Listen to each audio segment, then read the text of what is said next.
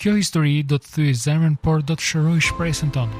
Një burr ishte vetëm pak minuta larg vdekjes, derisa mbreti lexoi një pergament të harruar dhe gjithçka ndryshoi. Në këtë histori nga libri i Estrës, mbreti Asuero nuk po flinte dot natën.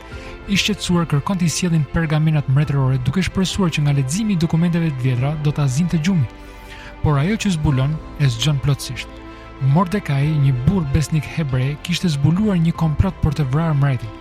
Ai i shpëtoi jetën mbretit, por askush nuk e shpërbleu as edhe me një faleminderit.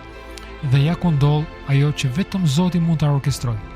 Hamani, zyrtari më i lartë i mbretit, hyn në dhomë.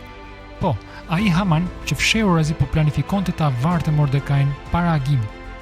Para sa Hamani të flas, mbreti e pyet: "Çfarë duhet bërë për njeriu që mbreti dëshiron ta nderojë?" Hamani mendon se bëhet fjalë për veten e tij dhe përgjigjet me entuziazëm: "Vishe me rroba mbretërore, hipe mbi kalin e mbretit, ecë nëpër qytet duke e lavdëruar." Mbreti buzëqesh: "Shumë mirë, bëj të gjitha këto për Mordekai." E imagjinon dot njeriu që donte vdekjen e Mordekait, tani duhet ta nderojë publikisht, duke u udhëhequr në një paradë lavdije.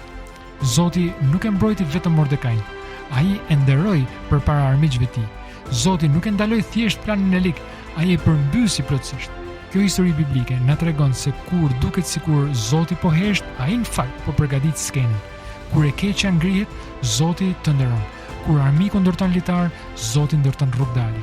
Një tjetër histori që provon se besnikëria nuk ka lënë pa u vënë re. Edhe në kohën e përkryer të Zotit gjithçka kthehet për mirë. Pyetje për ty: a ka ndodhur ndonjëherë që Zoti të ketë kthyer një situatë në mënyrën që ti nuk e kishe pritur fare? Më shkruaj më poshtë. Zoti bekoft.